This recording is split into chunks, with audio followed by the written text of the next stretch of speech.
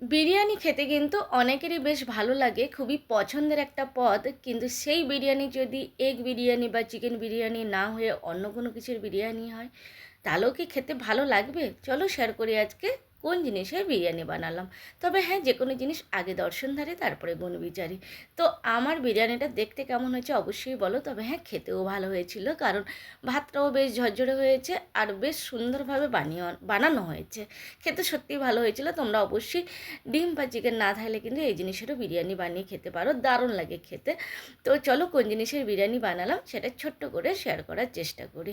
তো প্রথমে অবশ্যই কড়াটাকে গরম করে নিয়েছি, তারপরে তেল দিয়ে দিয়েছি পরিমাণ মতন। আমি একবারই তেল দিয়েছি, আর আমি তেল দেবো না। তো সেটাতে মাছটা ভালো করে ভেজে নিচ্ছি। হ্যাঁ, এতক্ষণে অবশ্যই বুঝে গেছো তোমরা যে আমি ফিশ বিরিয়ানি বানাচ্ছি, মানে মাছের বিরিয়ানি। এটা বড় কাতলা মাছ ছিল, বাজার থেকে কেটে নিয়ে এসেছিলাম অবশ্যই, কারণ আমি অনেক সময় বাড়িতেও কাটি। তো যাই হোক, ভালো করে এবার ভেজে নিচ্ছি, একদম কড়া করে ভেজে নিচ্ছি। আমার কিন্তু মনে হয়েছে যে মাছের বিরিয়ানিতে মাছটা যদি কড়া করে ভাজি তাহলে খেতে বেশ ভালো লাগবে। আমি অবশ্যই একটু স্পিড বাড়িয়ে দিয়েছি, তো যার জন্য বেশ তাড়াতাড়ি করে ভিডিওটা এগিয়ে যাচ্ছে। আর অনেকগুলো মাছ ভেজে নিচ্ছি, কারণ একটু বেশি করে বিরিয়ানিও করব, আর তার সাথে যদি মাছ ভাজার সাথে থাকে তো আরও ভালো লাগবে। তো ওই জন্য আমি লাল করে কড়া করে সুন্দরভাবে ভেজে নিচ্ছি। হ্যালো বন্ধুরা, welcome back to my YouTube channel. আশা করি তোমরা সবাই খুব ভালো আছো। আমার নতুন আর একটি ব্লগে তোমাদের সবাইকে স্বাগত জানাই। তো মাছ ভাজা হতে হতে ততক্ষণে আমি চালটা ধুয়ে ভালো করে ধুয়ে নিচ্ছি, একটু বেশি জল দিয়ে। এখানে যতটুকু জল দিলাম অতটা নয়, আর একটু বেশি জল দিয়ে ভালো করে ধুয়ে নিচ্ছি। আর অবশ্যই বিরিয়ানির চালটা সেদ্ধ হতে বসিয়ে দিলাম। তো বিরিয়ানির চাল সেদ্ধ হতে কেমন কী কী লাগে, কী ব্যাপার, ওটা তোমরা সবাই জানো। তেজপাতাও দিতে হয়। তো যাই হোক, তোমরা সবাই জানো, সেটা নিয়ে আমি আর রেসিপি শেয়ার করলাম না। ততক্ষণ দেখো এখানে দু রকমের পেঁয়াজ কেটেছি। একটা বাড়ি বাড়ি করে কেটে দিয়েছি পাতলা পাতলা করে, আর একটা ডুমো ডুমো করে কেটে দিয়েছি। এতক্ষণে জেনেই গেছো যে ডুমো ডুমোটা কিসের জন্য আর পাতলা পাতলাটা কিসের জন্য। তো যাই হোক, এখানে পেঁয়াজ আর টমেটো আমি বেটে নিলাম। আর এই পাতলা পাতলা করে যেটা কেটেছি সেটা অবশ্যই বেরেস্তার জন্য। তো ভালো করে পেস্ট করে নিলাম, শুধুমাত্র টমেটো আছে, পেঁয়াজ, এই দুটো আমি ভালো করে পেস্ট করে নিচ্ছি। আমি কিন্তু আর তেল দিইনি, সেই তেলেই আমার ভাজাভুজি চলছে। তো যে পেঁয়াজটা আমি বাড়ি বাড়ি করে কেটে রেখেছিলাম সেটা ভালো করে বেরেস্তা বানিয়ে নিচ্ছি, কারণ বিরিয়ানি বানানো হচ্ছে আর তার সাথে বেরেস্তা না বানালে কি চলে? অবশ্যই বেরেস্তা দরকার। তো এখানটায় মোটামুটি ভাতটা আমার হয়ে এসছে। তো হয়ে এসছে, এবার ভাতটাকে আমি গড়িয়ে দিচ্ছি, একদম উবুড় করে দেবো। দিলে যতটা ভাতের মধ্যে জল আছে বা ফ্যান আছে পুরোটা কিন্তু বেরিয়ে যাবে। তো যাই হোক, এবারে বিরিয়ানির যে মাছের মশলা সেটা বানানোর জন্য আমি শুরু করে দিলাম। তো যাই হোক, কীভাবে বানাচ্ছি সেটা তো অবশ্যই তোমরা দেখতেও পাচ্ছ। আমি কিন্তু আদা রসুনের পেস্ট এবার দিচ্ছি, এত কিন্তু আদা রসুনের পেস্ট দিয়েছিলাম না। আর আমার কাছে যেহেতু এখন প্যাকেট আছে, তাই আমি আলাদা করে আর বেটে রাখি না। আমি একটা প্যাকেটই কিনে নিয়ে এসেছি, কারণ অনেক সময় না স্কুল যাওয়ার সময়, বিশেষ করে সকালবেলা তাড়াহুড়োতে এই আদা রসুন ছাড়িয়ে কাটিয়ে, মানে রসুনের খোসা ছাড়িয়ে তারপরে সেটাকে বেটে, আদা কেটে বেটে অতটা হয়ে ওঠে না।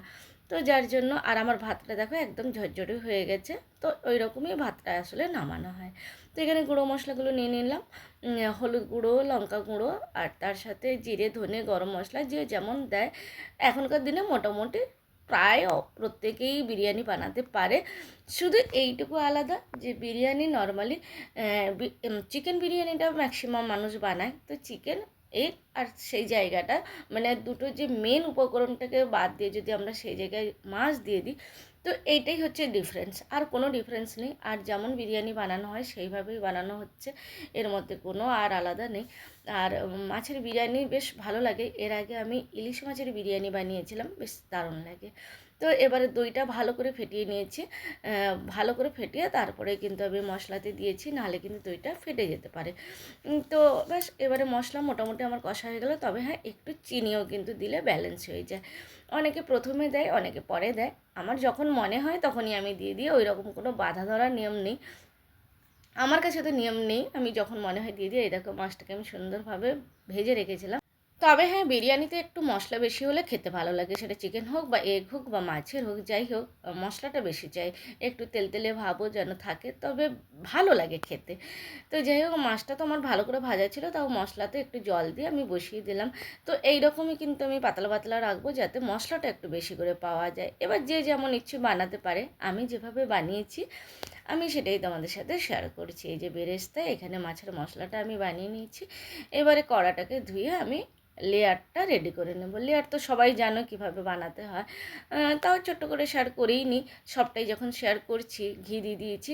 তারপরে আমি এর মধ্যে ভাতটা দিয়ে দেবো, মানে ওই যে ভাত সেদ্ধ করে রেখেছিলাম। তবে হ্যাঁ, এখানে কিন্তু গ্যাসটা অফ করা আছে, সেটাই তোমাদের সাথে একবার হাত এরকম করে দেখিয়ে দিলাম যে আমাদের গ্যাসটা কিন্তু অফ আছে। তো যাই হোক, এবারে ভাতটা আমি ভালো করে লেয়ার বানিয়ে নিচ্ছি। ভাতটা পুরো 100% যেন সেদ্ধ না হয়, তাহলে পুরো গলে যায় ভাতটা। ওই জন্য অল্প সেদ্ধ করে তারপর মানে 90% সেদ্ধ করে নিচ্ছি, 10% এখন ভাপে হয়ে যাবে। আর এই যে মশলাগুলো দিয়ে দিচ্ছি। হতে পারে মশলাটা একটু ঝোল ঝোল মতন মনে হলেও কিন্তু এটা ঝোল ঝোল নয়, এটা পুরোটাই মশলা। আমি এইভাবেই রেখেছি। মশলা হলে তবেই তো বেশ খেতে ভালো লাগে। যার যেমন পছন্দ জানো তো, যে কোনো খাবার হোক বা ড্রেস হোক বা যাই হোক, অ্যাকচুয়ালি যার যেমন পছন্দ সেই পছন্দ মতোই করে। আমার এটা পছন্দ, তাই আমি এইভাবেই করেছি।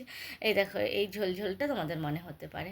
তো যাই হোক, খেতে সত্যিই ভালো হয়েছিল। আমি ইলিশ বিরিয়ানি যখন বানিয়েছিলাম তখনও খেতে ভালো হয়েছিল। ইলিশের তো গন্ধই একটা আলাদা থাকে, ওর গন্ধতেই ভাত খাওয়া হয়ে যায়।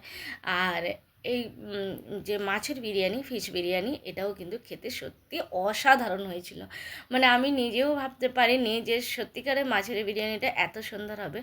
মোদ্দা কথা হলো, আমাদের এখন যে চলছে, এখন কিন্তু মাছ খাওয়াটা প্রায় ছেড়ে গেছে বললেই চলে। শুধু আমরা জোর করে ধরে রেখেছি যাতে পুরোপুরি মাছ খাওয়াটা ছেড়ে না যায়। তো সে জায়গায় দাঁড়িয়ে মাছের বিরিয়ানি বানালাম। তারপরে ভাবছিলাম যে আমরা যেহেতু মাছ খেতে এখন ভালো লাগে না খুব একটা, তো কী জানি হয়তো খেতে পারবো কি না, কিন্তু বিশেষ করে এত ভালো লেগেছে, আমার নিজেরই ভালো লেগেছে। তো ভাবছি যে এরপর থেকে অবশ্যই এরকম কাতলা মাছ, বড় মাছ এলে মাঝে মধ্যে বিরিয়ানি বানানো যেতেই পারে।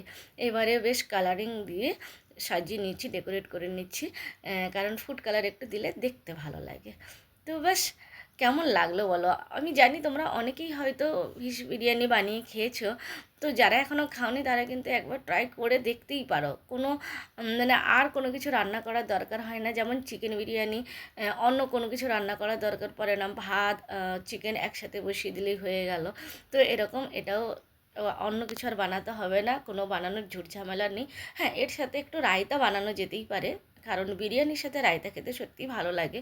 আমি সবসময় তাওয়ার উপরে বসাই, কারণ আমি এর আগে বেশ কয়েকবার দেখেছি নর্মালি বসিয়ে দিলে নিচেরটা একটু লেগে লেগে যায়, তাওয়ার উপরে বসালে কিন্তু লেগে যায় না। তো বিরিয়ানিটা দেখতে কেমন হয়েছে, এটাই তো হচ্ছে মেন কথা।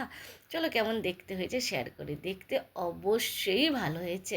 আমি জানি না তোমাদের কেমন লাগছে, বাট আমার তো ভীষণ সুন্দর লাগছে। বেশ কালারফুল আছে, বেরেস্তাও দিয়ে দিয়েছিলাম, ঘি দিয়েছিলাম।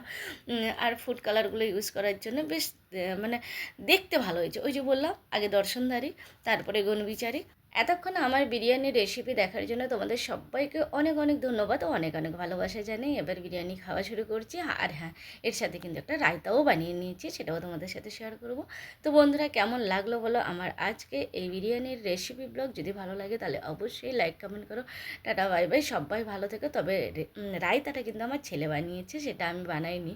ওই সবসময় বানাই, তাই ওই বানিয়ে নিয়েছে। খেতে অবশ্যই রায়তাও ভালো লেগেছে। তো যাই হোক, টাটা বাই বাই, সবাই ভালো থেকো।